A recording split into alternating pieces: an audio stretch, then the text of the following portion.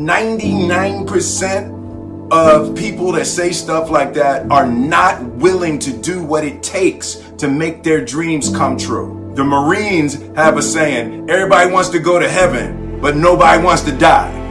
And that's just real. At the center of bringing any dream into fruition is self-discipline. You know, something as simple as food and eating. It's not about your body as much as it is about your mind. It's getting command of your mind to be able to choose actions that are in your own best interest.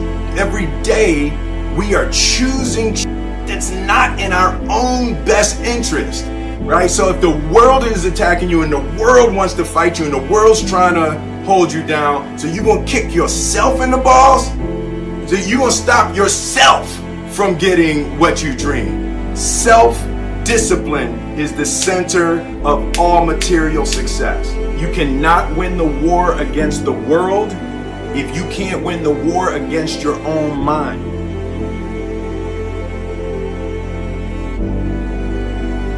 I believe that self-discipline is the definition of self-love. That when you say that you love yourself, that means that you have behavior towards yourself that is loving.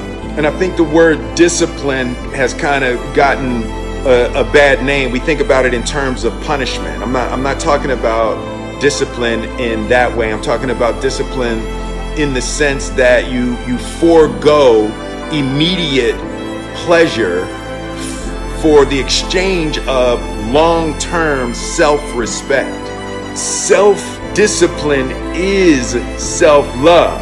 If you want to be happy, you have to love yourself, which means you have to discipline your behavior.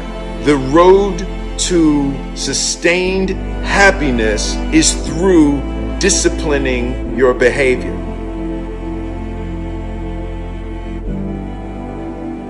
Before you can be a painter who can paint what's beyond mere memory, you have to inculcate that discipline skill, and a lot of that is painful repetition and hard grinding work. It's the sacrifice of the present for the future. But once you manage that, then things open up.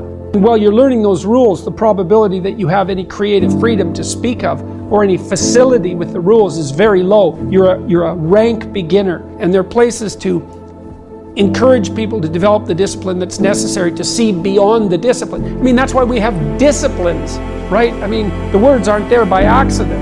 You have to narrow yourself first, and then you can broaden outward.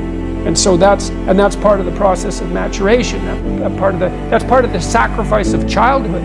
When you're a teenager and a young adult, you have to sacrifice everything you could have been as a child to be the one thing that you're aiming at. But then that opens up, and the universities are part and parcel of that process. And you need the guidance because the library is too large to wander through it unaided.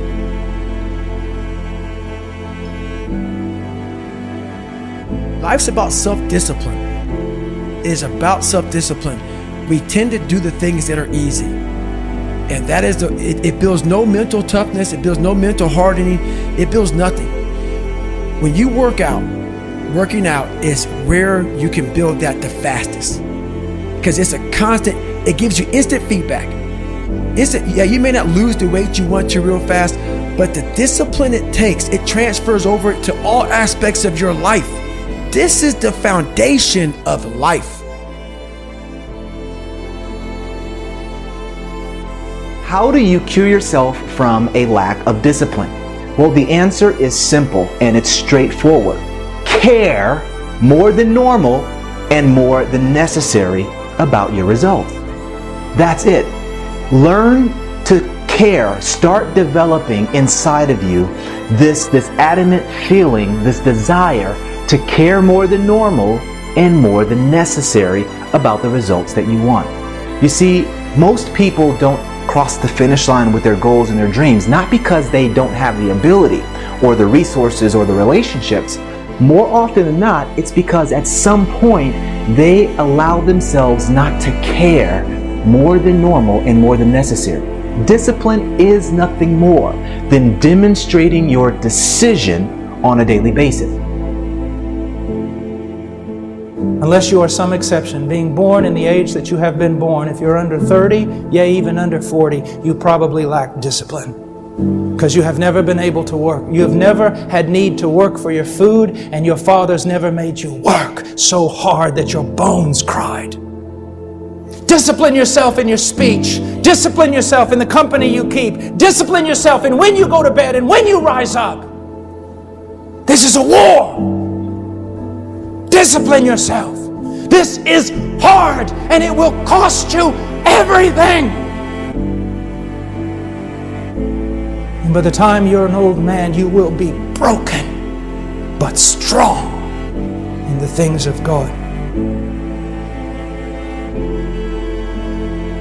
If you look at anyone who has achieved anything, any level of success in life, one thing that they had in common is that they had self-discipline, at least around the results that they were going for. They were disciplined to do the things that were necessary to make that happen. So if you want self-improvement, you have to start to get more self-discipline. When we're talking about self-discipline, that starts with self-love, is to begin scheduling your entire day. That means entire day. From the moment you wake up to when you're sleeping at night, have it scheduled out. Because if you have a schedule, you're more apt to do the things that are on that schedule. Look at yourself as a disciplined person. Avoid declaring that you're a procrastinator to yourself or anyone else, because that is only going to reinforce that behavior. Do it now, whether you feel like it or not, because after all, what is self-discipline? It's doing the things that are right, whether you feel like it or not.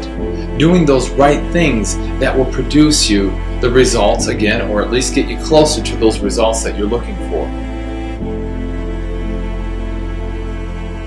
If you don't have something to strive towards, if you don't have an ideal to reach for, then there really is no reason to get up in the morning, right? I mean, most people go through their lives just to get to the next day, right? And if that's the case, then it's just to get up, you're not going to have very much motivation. Play video games, or you want to create a situation where there is something so extraordinary that you want to achieve in your life on the far end of things, the big picture, that you can't stay in bed. I'm excited to get my ass out of bed every single day. I get up and I can't wait to get things going. And it has to do with the fact that I've got a big vision. I've got a big picture. Create an extraordinary vision for yourself. Right? Don't let anybody tell you what you can and cannot achieve. Create something huge, no matter how ridiculous it is, because it's going to get you up every single day. And when you get up, you're now going to start practicing the strengthening of your willpower. Just build the willpower. Build the character associated with doing one freaking thing, and get your ass out of bed no matter what it takes. Even if you're sick and you got snots dripping down your chin, get your ass up, but make that a habit every single day. Begin with that. Why are you getting up? And then build the willpower associated with getting up every single day. Everything else don't matter. I don't care what else you do with the rest of your day, because it's not going to matter. What you do is not nearly as important as who you're becoming through that practice of getting your ass up. Once you build that discipline, I guarantee you, you'll take it into other areas.